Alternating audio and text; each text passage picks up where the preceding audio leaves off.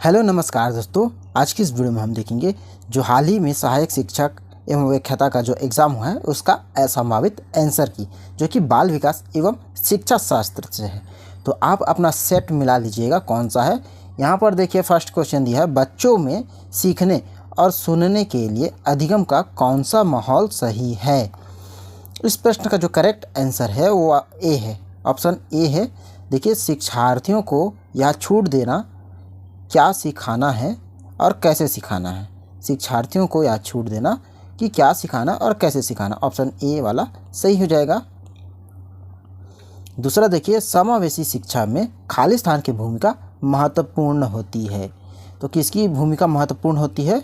इसका आंसर होगा संसाधन शिक्षक का, ऑप्शन सी संसाधन शिक्षक का। चलिए नेक्स्ट क्वेश्चन में चलते हैं। भारतवर्ष में बाल विकास कब प्रारंभ हुआ? तो भारतवर्ष में जो है बाल विकास कब प्रारंभ हुआ था? तो 1930 में प्रारंभ हुआ था बाल विकास। चौथा क्वेश्चन देखिए, NVLD का अर्थ है। तो NVLD का अर्थ है क्या है? इसका आंसर है ऑप्शन ए अशाब्दिक सीखने की क्षमता। अशाब्दिक सीखने की क्षमता, ऑप्शन ए इसका राइट आंसर है। चलिए अगले क्वेश्चन में चलते हैं। तो सर्जनात्मक शिक्षार्थी वह है जो खाली स्थान जो दिया है उसको पूरा करना है। तो क्या है? पार्श्व चिंतन और समस्या समाधान में अच्छा हो। देखिए, सर्जनात्मक शिक्षार्थी वह है जो पार्श्व चिंतन समस्या समाधान में अच्छा है, ऑप्शन सी इसका करेक्ट आंसर है।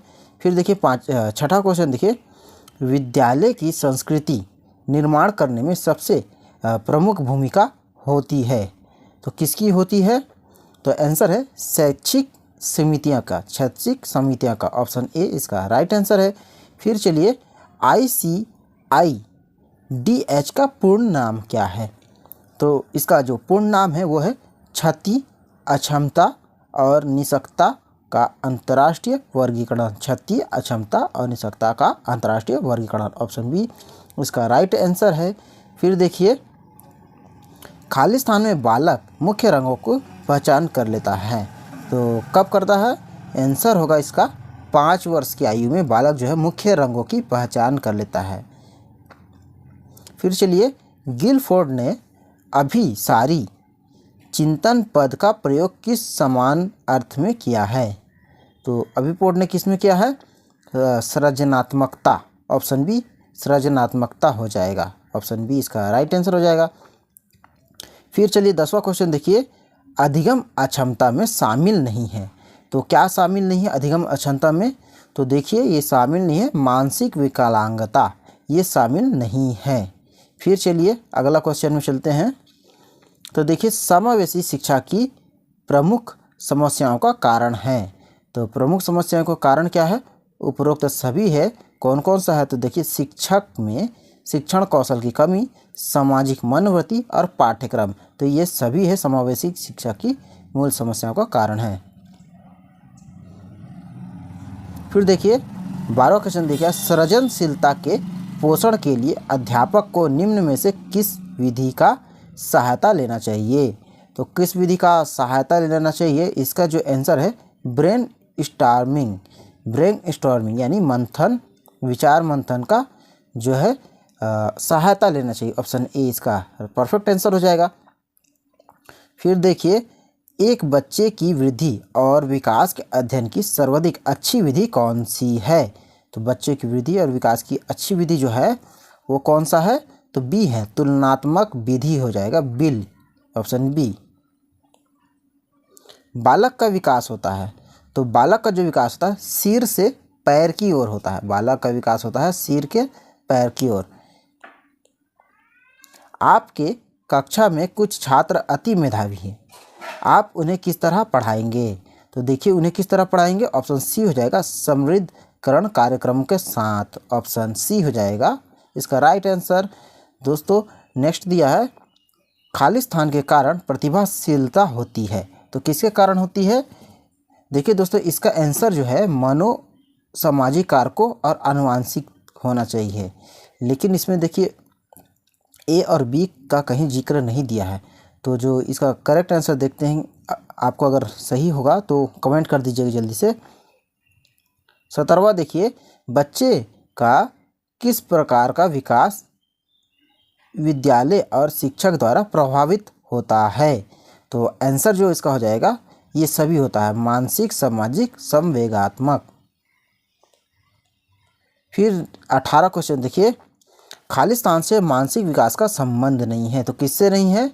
शिक्षार्थी का वजन ऊंचाई शिक्षार्थी का वजन ऊंचाई से मानसिक विकास का संबंध नहीं है।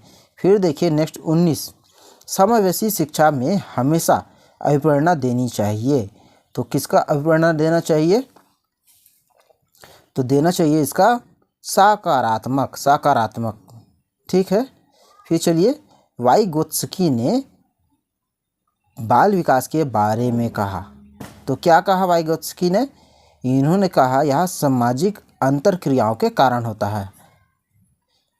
फिर चलिए, बुद्धि के बहुकारक सिद्धांत के प्रतिपादक है, तो बहुकारक सिद्धांत के प्रतिपादक है थॉर्नडाइक। ऑप्शन सी हो जाएगा, थॉर्नडाइक, है ना। फिर चलिए नेक्स्ट देखिए, एलेक्सिया क्या है? तो एलेक्सिया है पढ़ने की अक्षमता। फिर चलिए, एक बच्चे की बुद्धि लब्धि अगर 90 से 110 के बीच है तो वह खालिस्तान है, तो क्या है वो? सामान्य बुद्धि है। ऑप्शन है सामान्य बुद्धि। फिर समावेशी शिक्षा द्वारा खालिस्तान दूर किया जा सकता है, तो क्या दूर किया जा सकता है? भेदभाव दूर किया जा सकता है समावेशी शिक्षा के द्वारा। फिर चलिए नेक्स्ट देखिए, 25 नंबर जो है, तो विकास के संदर्भ में निम्न में से कौन सा कथन सत्य नहीं है? तो सत्य नहीं है बताना है। तो विकास उकसाने या बढ़ावा देने से नहीं होता है। फिर चलिए 26 नंबर का देखिए, NCF राष्ट्रीय पाठ्यचर्या 2005 की रूपरेखा कौन सी दृष्टि से सहमत नहीं है? तो कौन सी दृष्टि से नहीं है? देखिए ये जो है, शिक्षक को ही केंद्र बिंदु मानना। ऑप्शन सी हो जाएगा आंसर इसका। चलिए अगले में चलते हैं। तो अगला देखिए, समावेशी शिक्षा में शामिल है, तो क्या शामिल है? ऑप्शन डी उपरोक्त सभी है। शारीरिक रूप से बाधित बालक, मानसिक रूप से बाधित बालक, सामाजिक रूप से बाधित बालक, ये सभी शामिल है।